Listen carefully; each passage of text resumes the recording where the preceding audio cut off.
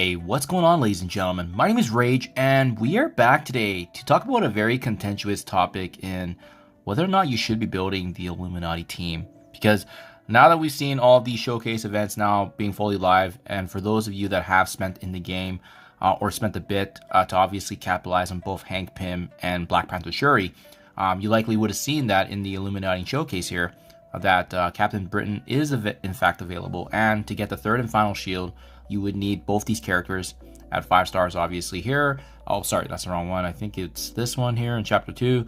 And needing all the characters at 5 stars, including Mr. Fantastic, you'd be able to get the third and final shield, giving you the unlock. Now, with me being free to play, guys, I do want to share my thoughts as well as kind of where I see this team in the future, just to share some insight, but as well as where I'm coming from, especially being free to play, and how this kind of pay to win, pay to play kind of event has kind of fostered itself, especially with this, where this is going to be the first character in over 4 years that I've been playing this game that I will not be unlocking, due to the fact that you need to put money into the game, or due to the fact that it's spending, but as well the lack of impact. If this was a character like Ares, you know, where he's obviously going to be a game changer in almost every single game mode, I would definitely be looking at this in a different lens. But because this team is slotted in Cosmic Crucible, the decision for me was very, very easy from the get-go. So first, guys, I do want to show you where my team is right now.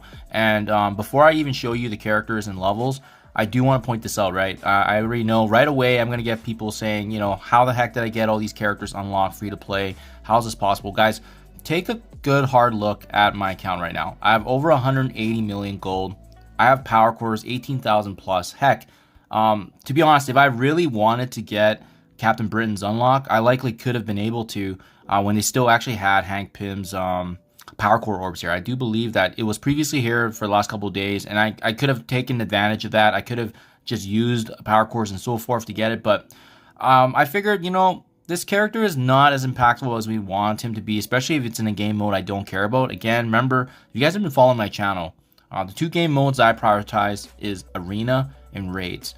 And neither of those game modes are impacted by having this team.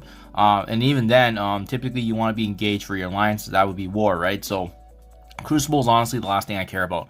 So I do want to point out, guys, and this is why I love YouTube as a history tracker, because I've made videos where I've done the orb openings with power cores and as well as those compensation updates. That's how I've been able to unlock each and every single one of these characters. Heck, look at Black Panther Shuri. I'm 1 shard away from hitting her at 5 stars completely free to play. And that's thanks to the event that we had was ISO 8 campaign energy, but as well those compensation offers that we got. And again, remember, I spent about 5,000 power cores on her, and I got super lucky because I landed I believe it was like a 60 shard or 80 shard drop that actually got me the unlock. But again, I have all the receipts, guys. I'm going to link all those videos below if you guys want to see how I actually unlocked each of the characters, because it was luck. It was the fact that I had a massive amount of power cores that I can use. But like I said, I made this decision very earlier on because I could have unlocked Captain Britain completely free to play if I used my arsenal of power cores. But to what extent, guys? Why do we even care because of this being a Cosmic Crucible team? Maybe if they were impactful, maybe if Captain Britain was a game changer like Ares or Black Knight, like Old Man Logan, that'd be a completely different story. But at least thankfully, they paywalled a character that's not even close to being impactful as the other names I've mentioned, especially knowing that we don't actually need this team fully built up all the way in the future here. And what I'm pointing out here, obviously, is the Illuminati. There's still 5 characters. There's still 5 usable characters, you know, quote unquote usable, for the future legendary event. That's the only reason I'm even looking at this team right now, is because I'm thinking about how I'm going to be using this team. And remember, there's probably going to be another team that we need for the next legendary in Odin. So the reason why my Hank Pym, by the way, guys, is getting geared up is because I'm feeling very, very good about his kit. I think this is a character that most folks should take a look at because he has a very, very sound kit that can be utilized in Dark Dimension. He's probably got the best plug and play out of these 5 characters, and I just want to point out that, and that's why I'm building up him probably the Dark Dimension 8, Dark Dimension 7, maybe even Dark Dimension 8, because his utility is really good. He's cheap. He's a tech character that's highly coveted materials in Dark Dimension, where you're trying to save on Mystic Gear and obviously Bio, and Mutant as well, especially. You know, him being tech is a welcome addition, but I love the fact that he does actually benefit a lot of characters aside from Illuminati. So you can see here, on spawn, he's granting barrier to himself and all hero allies, right? Although he does lose the crucible value in other game modes, he's still going to be on turn attacking all enemies, flipping stealth, and if he has 2 or more hero allies, he's going to be repeating this. And then as well, even the offense down, each time it's his turn, he's applying that as much as he can. And the gravy is the fact that whenever there's a character or hero ally dropping below that 40% threshold, well, guess what? He's going to be adding a barrier, and as well making sure that they clear negatives as well. So I just love the value add he gets here. On top of that, if he does have another couple of Illuminati allies, he's gonna be preventing enemies from gaining regen, and then the slow prevention as well. But just beautiful value for plug and play. I like the fact that they actually did not stinge with his kit. He's definitely a character you guys should be focusing in on. His special here, you know, burying yourself once again, but doesn't apply to other hero allies obviously here. But what is nice is that he's going to be clearing vulnerable from himself and all hero allies, in addition to a heal that also applies. So once again, the extra little bit of value. So, having said that, guys, I definitely plan on bringing him up all the way to Dark Dimension for my run in Global, just because that's going to be a trickier section. But I like the fact he's going to save me resources and he's going to be relevant. I'm also hoping that by building him up, he's probably going to carry this sack of team right here into the next legendary event and get the unlock for Odin, right? The other character I definitely think you guys should look at is Black Panther Shuri.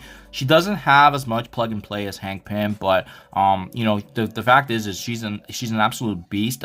She does have Wakandan synergies. So in the future here, obviously there's gonna be potential, but I also like that she's global. So if you wanted to even pair Hank with her in Dark Dimension, it's definitely possible. Again, she loses quite a bit of value with the fact that in Crucible is kind of where she shines, but she still has one of the best base stat speeds in the game. On spawn, she's getting the recharges and as well applying bleeds to all enemies whenever she does have defense up. So I mean, there's still other things that she does, and on top of that, giving fellow Illuminati allies additional damage and focus. So this can help out Hank Pym for sure in other aspects, but I can see these two characters obviously synergizing in other teams. Maybe you can use them as a duel. So that's why I am taking a look at these two characters, right? She has the ability block for crowd controlling aspects. Obviously, it would be nice, again, if she can get more value besides that. But other than that, really, most of her capabilities do come in Crucible. But again, statistically, she's there. And I'm already going to get her at 5 stars as well. So it's going to be very, very close, as you can see with the 1 sharp. But yeah, that's the only reason why I'm looking at this team right now, guys. Otherwise, Iron Man, Black Bolt, Mr. Fantastic, maybe they will go to Gear Tier 16 potentially for the legendary event, but otherwise Black Panther, Shuri, Hank Pym, both at minimum, I likely will bring them to Gear Tier 17, but more so Hank Pym, he's going all the way to the moon because I am bringing him into Dark Dimension. And for those of you that haven't entered the global section yet, I definitely think you guys should consider him. He's a great addition, and especially if you have characters that are hero based like Black Knight, and many people are bringing in Black Knight already because of his value and stance in game for arena. I think you're going to be getting a lot of dividends out of him, and who knows, maybe there's a Pym Tech rework in the future, but he's going to be leading that forefront anyways, guys, that's my game plan. Like I said, I had the resources, I had everything to unlock Captain Britain, but it's just no, we'll always have to make that assessment of whether or not that character is going to be as impactful as you'd like, and that's what did it for me, right? Especially with this indication of how paywalled he is. I hope we don't see things like this in the future, but at the same time, I am very pleased to see that I have the capability in my free-to-play account to do it if push came to shove, especially with the resources. And this is why, you know, I play this game more like Marvel Horde Force, because things like this happen and I'm ready to pivot where need be, and as well take advantage of what we can in the meantime, thinking big picture, especially knowing that Odin's going to be the next legendary that needs his team. I'm min-maxing what I can. So hopefully this helps you guys out. Hopefully it's insightful. Let me know what you think in comments below if you agree or disagree. Appreciate your guys' time as always, and I'll catch you guys in the next one.